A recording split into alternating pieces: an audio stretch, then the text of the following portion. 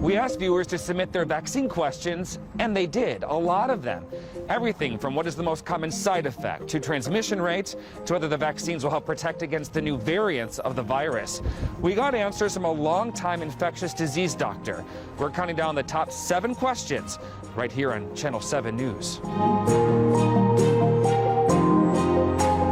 The question people are asking us the most is the same question patients are asking you. Is this safe to take?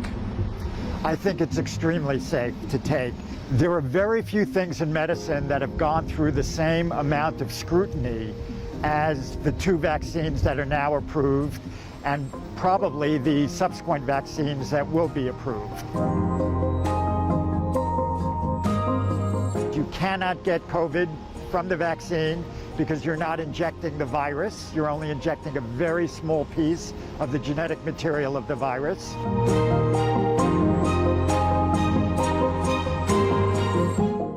There are side effects that are associated with almost all vaccines. There can be pain in the arm, some fever and chills, muscle aches, joint aches that are very short-lived. Generally, if you have them, they go away within a day or 2 at most, and then you're back to normal. Are you most likely to experience side effects after the first dose or the second dose? Generally after the second dose.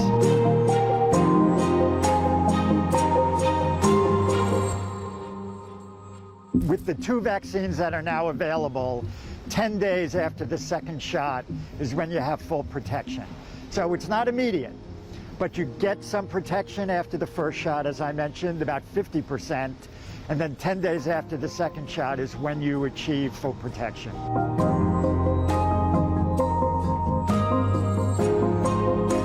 There's evidence that's increasing that suggests that people are not carriers of the virus after vaccination, but that story still has not been finalized. We just don't know yet. We do not know.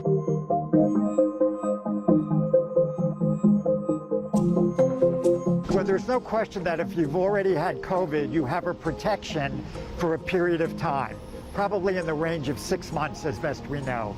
The Centers for Disease Control recommends that whether you've had COVID or not had COVID, you get vaccinated, and the likelihood of getting COVID, even if you've had it, of being reinfected, will probably be lower after a vaccine.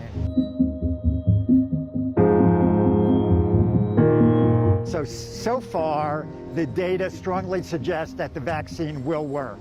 The vaccine against COVID gives you a very broad range of immunity.